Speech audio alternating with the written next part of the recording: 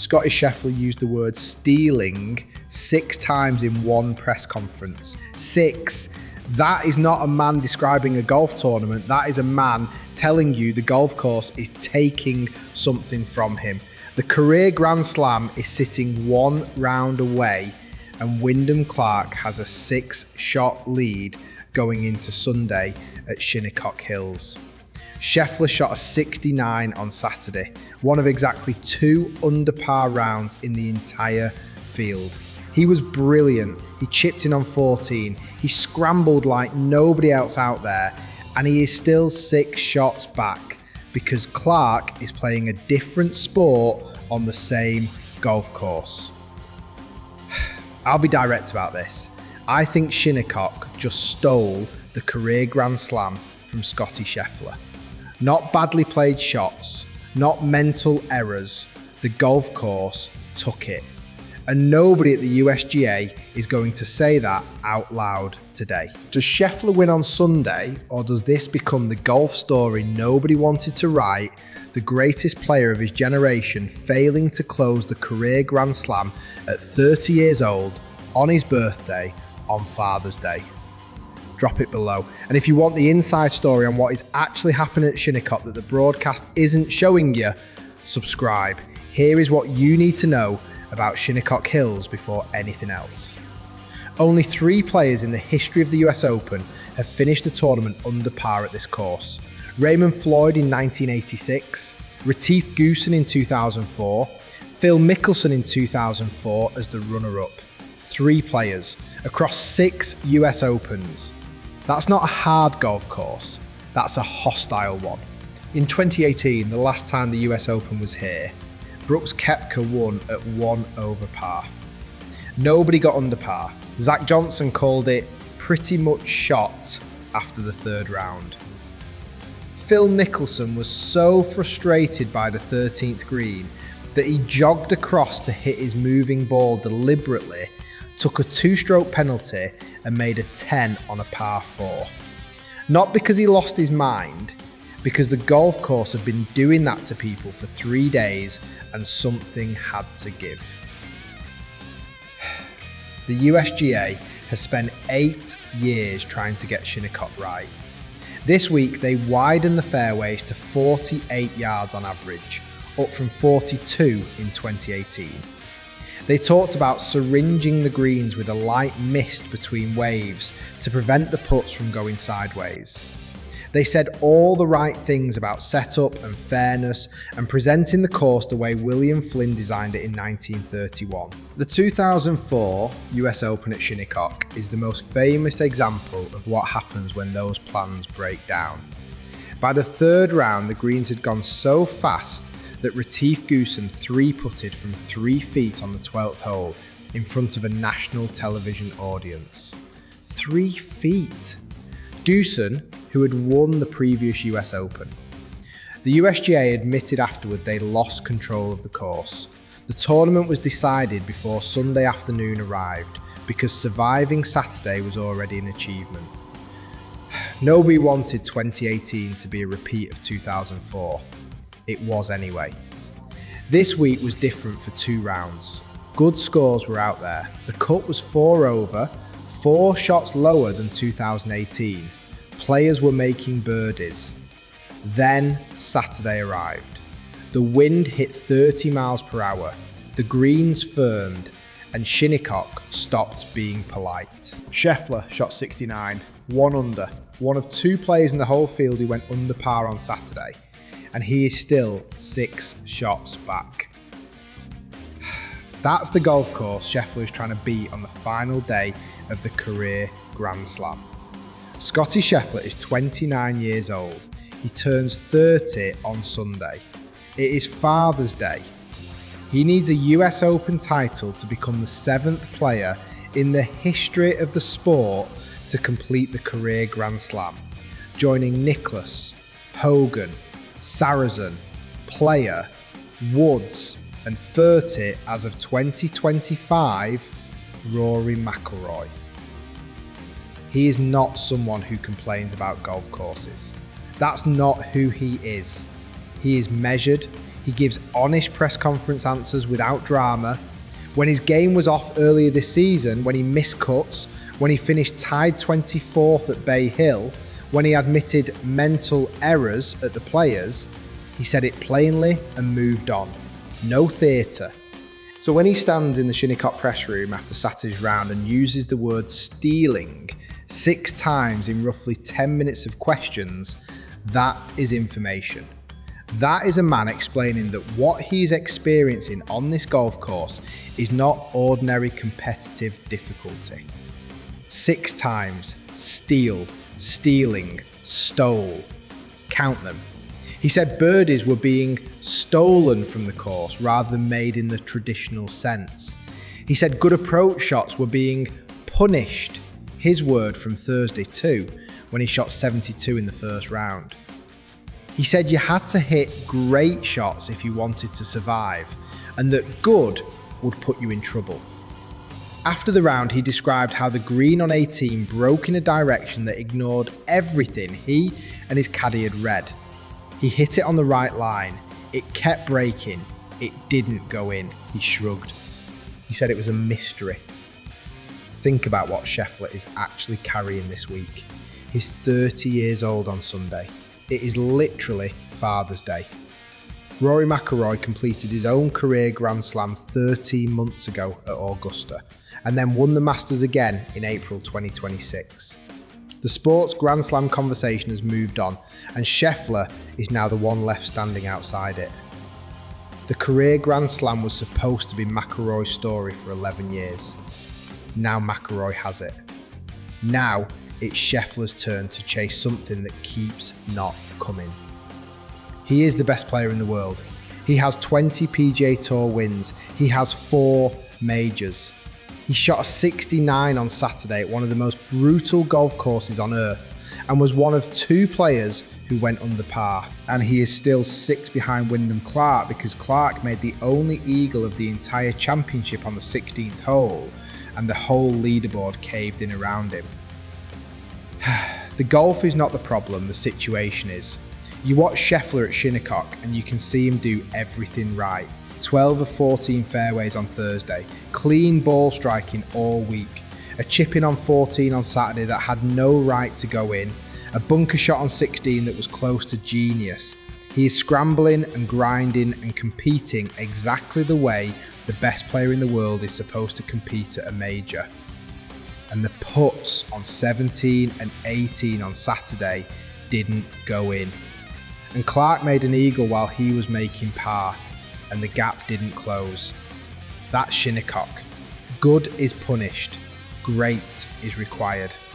And sometimes great still isn't enough. Is Scheffler being robbed of the career Grand Slam by a golf course that's simply too difficult for the format to be fair to the best players? Or is this exactly what the US Open is supposed to be? And if Wyndham Clark can handle it, then Scheffler should too. And the honest question, can Scheffler make up 6 shots on Sunday at Shinnecock, or is this over? Drop it in the comments. I read every single one.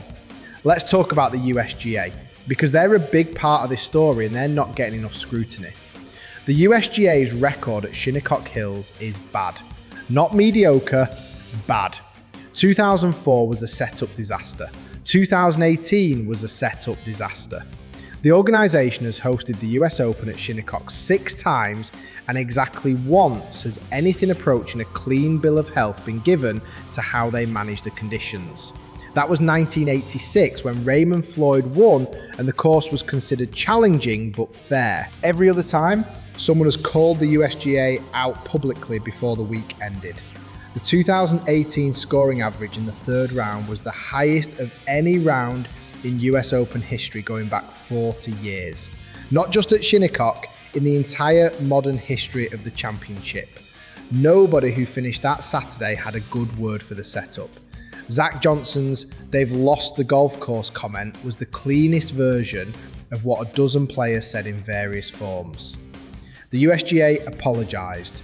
Then they left it for 8 years and came back.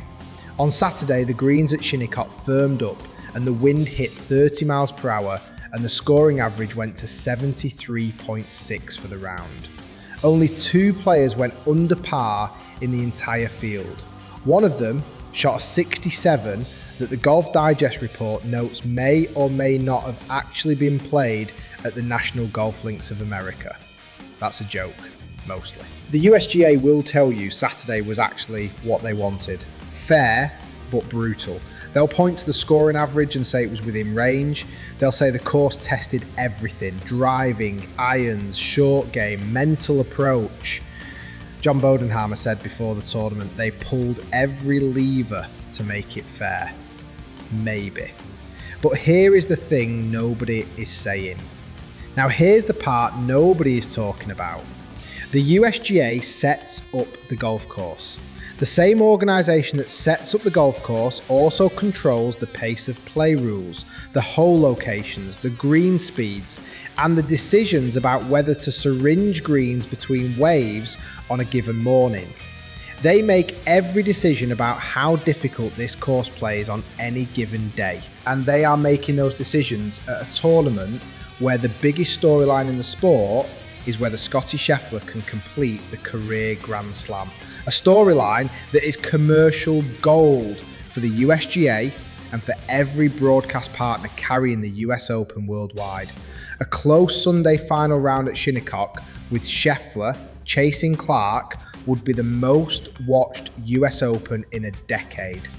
A runaway victory for Clark on a golf course that only produced 2 under par rounds all Saturday would be a ratings problem. Here's the question nobody is asking the USGA on record. Does the setup decision for Sunday morning take into account what the ratings need, or is it purely about the course presenting a fair championship test? Because those 2 things pointed in the same direction this week until Saturday afternoon. Now they don't. And the people who control the levers also happen to control the broadcast deal that feeds their budget. I'm not saying the fix is in. I am saying the conflict of interest exists. And nobody is asking about it. The USGA sets the course. The USGA also needs the ratings. Think about that on Sunday morning at Shinnecock. The player you'd least expect to contextualise this week in a way that softens the narrative around Scheffler's position is Rory McIlroy. McIlroy has his career Grand Slam. He completed it at the 2025 Masters after 11 years of trying. He then won the Masters again in April 2026. He came to Shinnecock this week chasing his 2nd US Open title, shot 69 in round 1 and had this to say about the course. I think it's the best championship test in the country. Not the hardest, the best. Does McIlroy's perspective that Shinnecock is the best championship test in golf and the difficulty is exactly what the US Open should produce make you more sympathetic to the USGA setup decisions this week? Or do you think a course where only 2 players go under par on Saturday is beyond what any format should ask of its competitors? And the specific question, does Scheffler have a genuine shot on Sunday, or is McIlroy right that this is just what Shinnecock does? Drop it below. McIlroy pointed out that in 2018, when he shot 80 in round 1 and finished nowhere, Brooks Koepka was several shots back going into the weekend and still won. He knows what this course does. He's been here before on the wrong side of the leaderboard. And his read heading into Sunday, even with Clark 6 shots clear, is that wild things happen at Shinnecock. He said so in the post-round press conference. He's not entirely wrong. Clark in 2018 is now Koepka, and Koepka won. But Koepka in 2018 was already the US Open champion. He knew how to win this tournament. Clark won the 2023 US Open at Los Angeles Country Club. He has done this before. He is not a first-time major winner standing on an unfamiliar stage. He's a player who has been here, and he is playing the best golf of anyone in the field. 6 shots at Shinnecock is not insurmountable in theory.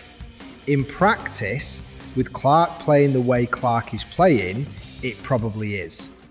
McIlroy defending the course and its difficulty is genuine. He believes it. But his belief in Shinnecock's fairness also gives the USGA cover for an organisation whose record here doesn't fully justify the benefit of the doubt. Sunday at Shinnecock, Scheffler in the final group, Clark 6 shots ahead, Scheffler's 30th birthday, Father's Day. The narrative couldn't be written better if you tried, and somehow the math still doesn't work. In the 5 US Opens at Shinnecock, the largest final round comeback to win was 6 shots. That happened once. In 1986, Raymond Floyd, and Floyd was the one who won, not the one chasing. The structure of what Scheffler is attempting on Sunday has happened exactly once in the history of this tournament at this venue. Once. And the course conditions Saturday were significantly harder than anything Floyd dealt with in 1986. 6 shots, 1 precedent, 30 miles per hour of wind. Greens that Scheffler himself called a mystery in terms of how they break late in the round. Pull back from Sunday's specific numbers. Look at what this week actually tells you. The USGA built a Shinnecock setup that was supposed to give the world's best players a fair championship test. For 2 rounds, that mostly worked. On Saturday, it didn't fully hold. The wind and the conditions combined to produce a round where 2 players went under par in the entire field. Scheffler was one of them and is still 6 back. That gap exists not because Scheffler played poorly, he played brilliantly. The gap exists because Clark played on a different level from everyone, and because 2 putts on 17 and 18 on Saturday didn't drop. You build your career around being the best player in the world. 20 PGA Tour wins, 4 major championships, the most dominant run in professional golf since Tiger's peak. You come to Shinnecock in your Grand Slam year on your birthday and you shoot 69 on the hardest scoring day in the tournament. And you are 6 shots back because the other guy made an eagle. That's not failure. That's golf at its most brutal. The course didn't care it was his birthday.